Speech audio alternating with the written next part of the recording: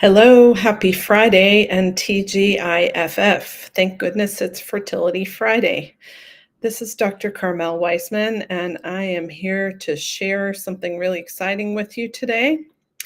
And the topic of today's talk or presentation or thing I'm sharing with you is the power of harnessing your genetics to empower your fertility journey.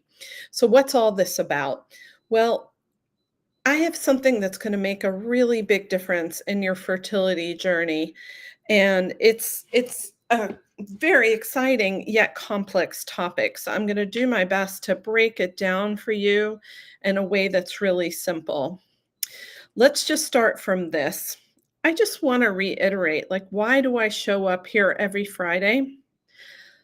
Some years ago, I ended my fertility journey. I spent 7+ years just floating around from doctor to doctor from one fertility center to another, doing my level best to have a family, to have a child. And in my journey, I just, I timed out. I got to the point where I was like, this is not going to work.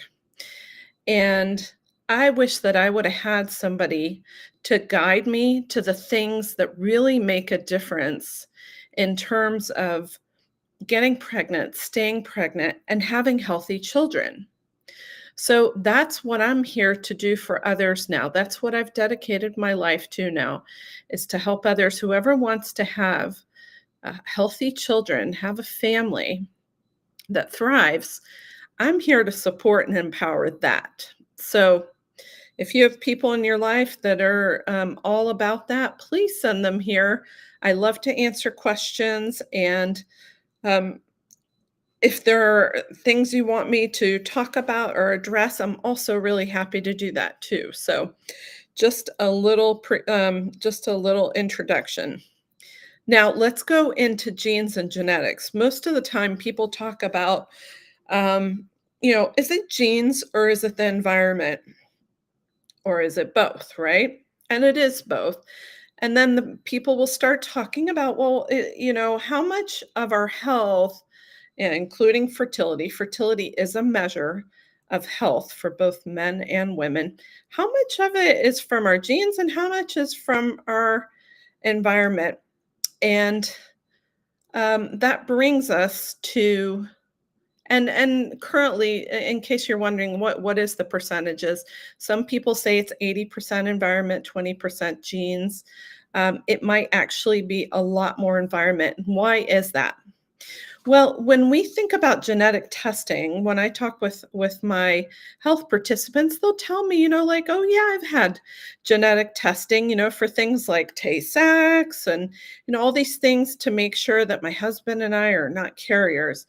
And I said, that's great. And that's really important. But that's not the kind of genetic testing that I'm talking about, because that kind of testing, although it is good to know, if you are a carrier for one of those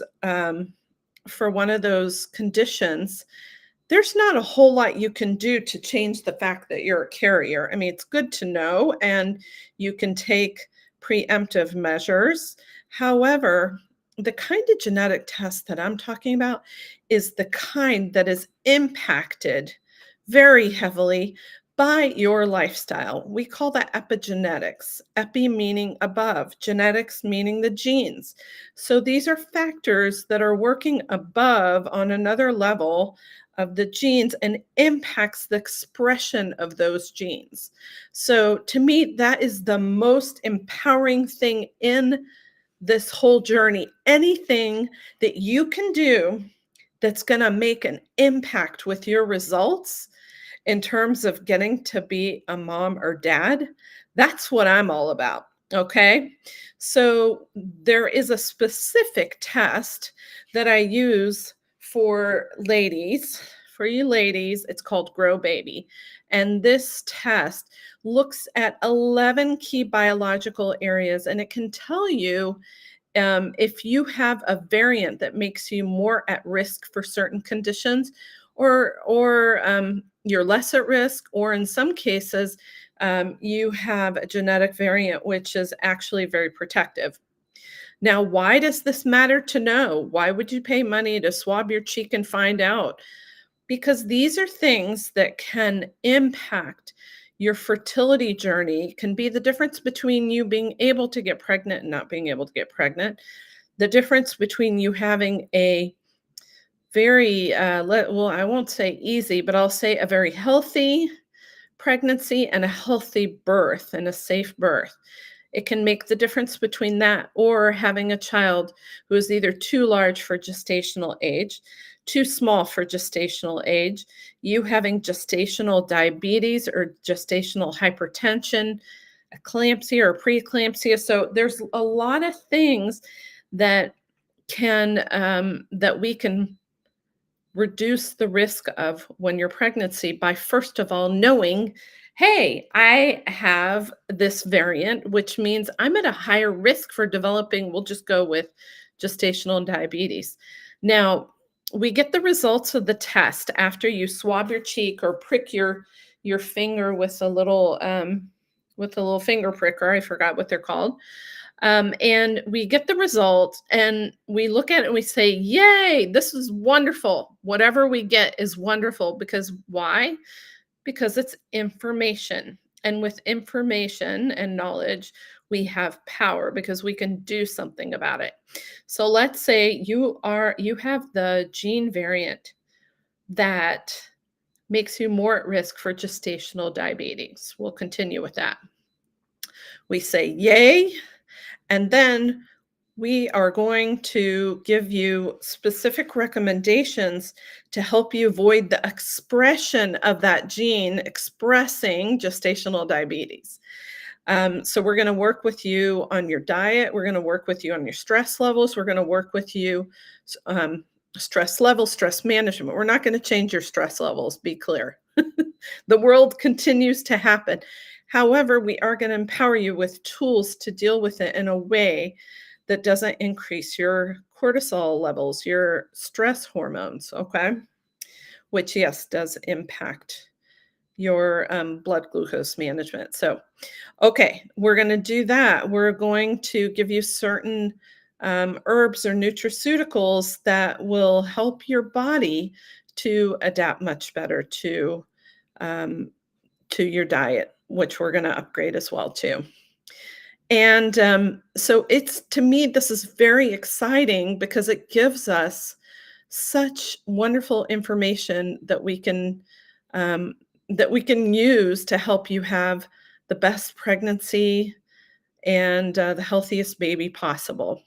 Okay, so I'm just going to quickly give you an example. I'm going to read to you the list of areas that the biological areas that Grow Baby Test includes. So it looks at lipid metabolism, inflammation. So these are genes that are associated with these biological pathways. Inflammation, detoxification, and there are two phases of detoxification, phase 1 and phase 2. We look at both of those. And in each category, there's either one or typically more than one genes that we're looking at. Methylation, everybody's heard of the MTHFR. That's only a small part of the picture. Cell signaling, monoamine oxidase metabolism. And I'm not going to go into every single one. If somebody has a particular interest and would like to know more, then I'm happy to take a deep dive into any one of these. Neurotrophic pathways, which means the formation, growth, and development of the brain and the nervous system. Progesterone metabolism, we all know that progesterone levels are super important for maintaining a pregnancy. Melatonin metabolism, which has to do with your circadian rhythms, your sleep-waking cycles, insulin sensitivity, secretion, and metabolism, and finally, vitamin D requirements. All these genes have been, and their variants have been researched to have a correlation with the factors that were, not the fact, the lifestyle factors that we are recommending to you. You receive a really comprehensive report And we are, of course, honored to guide you to get the best results possible because, again, like I said in the beginning, I'm just here to make sure that anybody who wants to have a family, a healthy family, is able to do so and able to do so before they time out. So, thanks for showing up and being here. Please share this with somebody who is ready to have a family. Please reach out to me if I may be of service to you. I've got some exciting things coming. Um, in the next few days, I will be sharing more. Please look for more videos and have a happy rest